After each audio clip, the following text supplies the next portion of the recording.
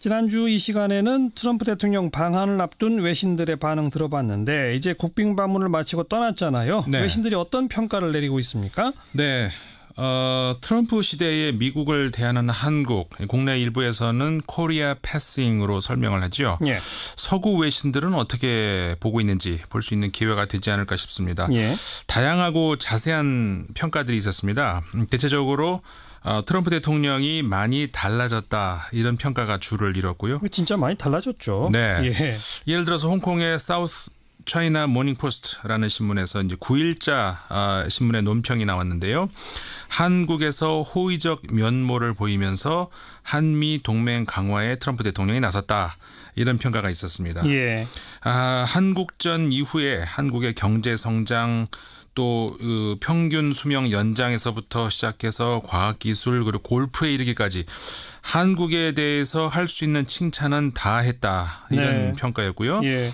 그래서 트럼프 자신의 대선 이후 미국 우선주의 레토릭으로 한국이 미국의 안보 정책에 무임승차한다. 이렇게 여러 차례 비판했던 모습과 다른 언어들이었다. 이런 평가. 그래서 오히려 그 한미 간의 안보 동맹을 트럼프 대통령이 높이 평가했다는 전언이 있었습니다. 네. 결국 트럼프 대통령이 이 아첨의 힘을 잘 아는 듯하다 이렇게 평가를 했고요. 아첨. 네. 네. 그런가 하면 호주의 The Australian이라는 신문 역시 제목이 착한 트럼프가 서울에 도착하다 이렇게 나왔습니다. 하하, 착한 트럼프. 네, 예. 역시 9일자 이제 신문 기사였는데요. 나쁜 트럼프 대신 착한 트럼프의 모습을 보여줬다 이런 표현이 나왔습니다. 네. 한마디로 이번 한국 방문에서 한국 사람들한테 어떤 이야기를 해야 할지 트럼프가 잘 알고 있었다 이런 얘기겠죠. 그렇죠. 예. 조금 전 그 홍콩의 사우스 차이나 모닝포스트처럼 이 감언이설 또는 아첨 이런 표현이 또 여기서도 나왔는데요. 본인이 칭찬에 약한데, 그러니까 트럼프 대통령 본인이 칭찬에 약한데 예. 이번 연설에서 한국을 높이 칭찬했다고 이렇게 표현을 하면서 좋은 모습이다. 그러니까 이 한국이라는 나라가 이 경제 성장과 창의성에다가 이번에 그 보여줬던 트럼프 대통령이 미국에 대한 인내 이런 것들을 감안을 했을 때 한국 역시 칭찬받아 마땅하다 이렇게 이 신문이 전하면서요. 예.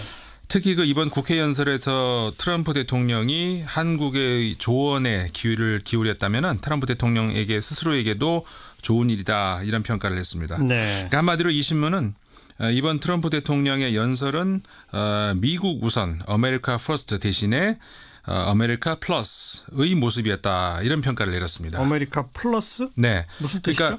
그러니까 미국이 우선한다보다는 미국이 새로운 모습을 그러니까 다른 표현으로 하자면 좀 진전된 모습을 더 보여주겠다. 그러니까 한마디로 미국 입장에서 좀 보여줄 수 있는 현재 입장에서 보여줄 수 있는 이상적인 모습이었다 이런 거죠. 네.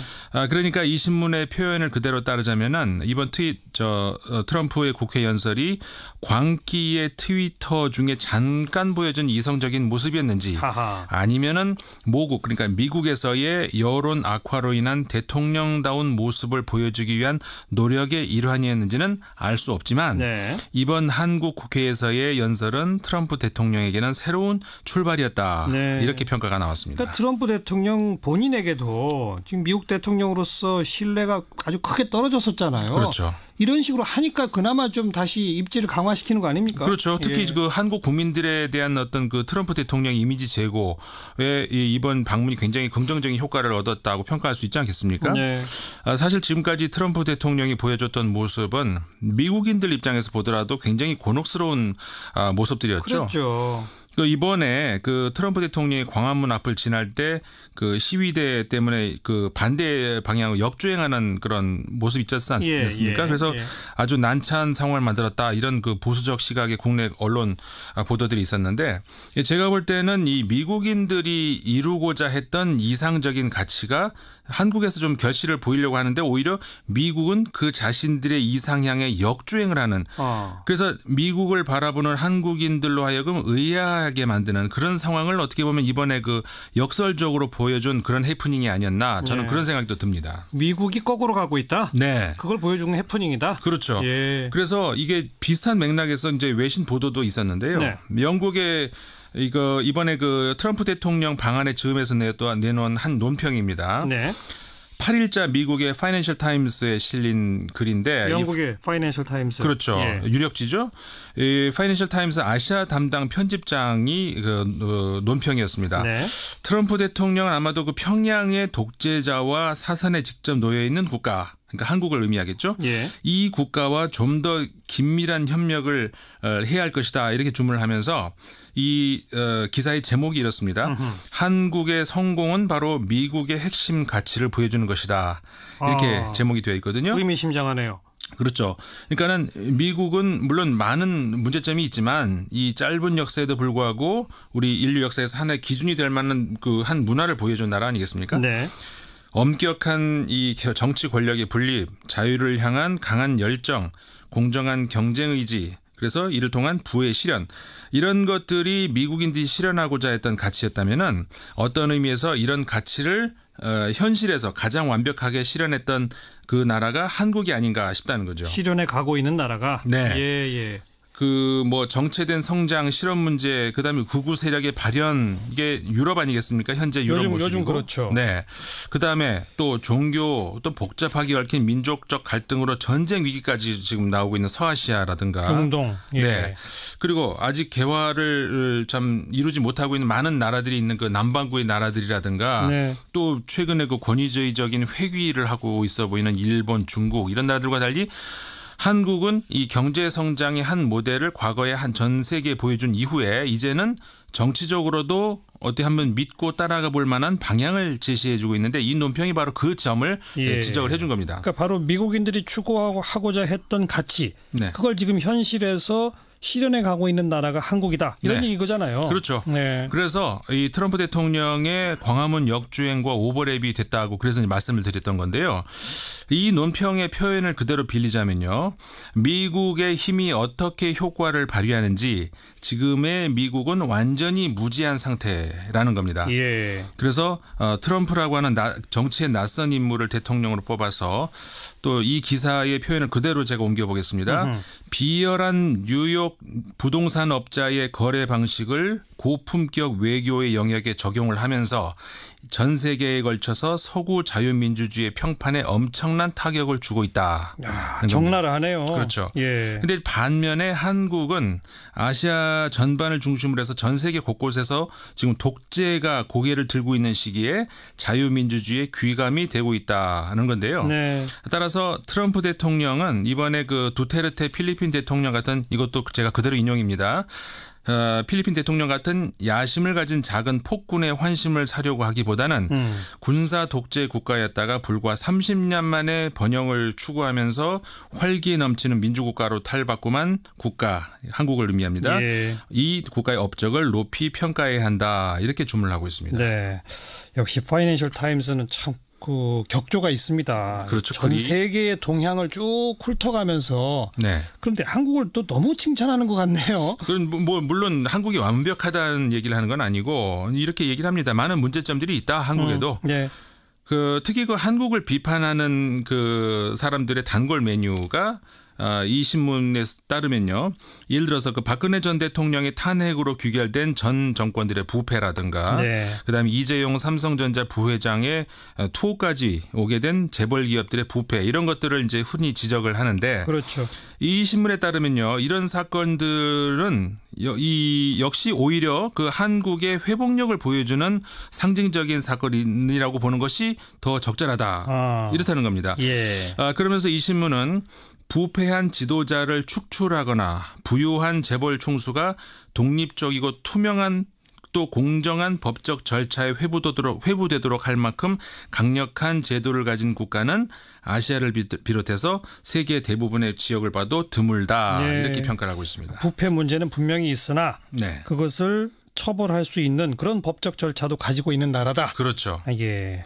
그런데 바로 이런 칼럼을 그 트럼프의 아시아 순방에 즈음해서 썼다는 것은 미국적 가치를 미국이 지금 스스로 제대로 실현 못하고 오히려 네. 거꾸로 가고 있지 않느냐. 그렇죠. 그런 지적을 한 거죠. 그렇습니다. 예. 한마디로 미국 입장에서 자신들의 이상을 정말 외롭게 인내하면서 조금씩 실현해 나가고 있는 한국이 오히려 미국 대통령으로부터 한때 그 조롱을 당했고, 네. 그래서 그러는 사이에 한국은 떠오르는 또 다른 그 권위주의 국가인 중국에 오히려 더 가까이 갈 수 있는 그렇게 될 수 있는 현실을 하고 있다는 것이 이 논평자의 시각에 따르면은 예. 안타까워 보인다는 겁니다. 예. 그래서 이 글을 쓴 이제 그 아시아 담당 편집장인데 자밀 앤덜리니라는 사람입니다. 네. 이렇게 표현을 했네요. 안타깝게도 트럼프 대통령은 미국의 가치가 구현된 한국을 지지하기는커녕 미국 내 민주주의 제도를 약화시키는 데 여념이 없는 것 같다. 이렇게 글을 맺고 있습니다. 그런데 이제 한국 와서 조금 정신 차려서 달라진 모습을 보인다. 뭐 네. 다른 외신들은 그런 평가고요. 그렇죠. 네. 자밀 안데르니니 리니. 예. 좀 기억해둬야 되겠네요. 문재인 대통령 동남아 순방 중이잖아요. 네. 그 현지 보도는 어때요? 첫 방문지 인도네시아 현지 보도가 이제 좀 많이 나왔습니다. 인도네시아의 자카르타 포스트가 10일 보도에서요. 문재인 대통령이 조코위 대통령과 마찬가지로 서민적인 대통령이다 이런 점을 소개를 하고 있고요. 역시 10일자 기사입니다. 문재인 대통령이 10만 루피아 이게 우리 돈으로 8,000원인데요. 짜리의 저렴한 셔츠를 함께 구매를 했다. 그리고 7천 루피아, 이 우리 돈으로 500원이라고 합니다. 이 7천 루피아 상당의 그 자스민 차를 마시면서 민생 행보를 이어갔다. 이렇게 전했습니다. 인도네시아가 지금 뭐 화폐 가치가 아주 똑 떨어져 있군요. 네, 그러네요. 10만 루피아가 8,000원이에요. 네. 그리고요. 그리고 그 앞서서 이제 9일자 역시 같은 신문 보도인데요. 대통령을 탄핵한 한국인으로부터 얻은 교훈이라는 제목 기사에서요. 예. 인도네시아 국민들은 부패에 대해서 좀 관대한데 한국인들의 부패에 대한 엄격함을 인도네시아도 배울 필요가 있다. 이렇게 평가를 하면서 예.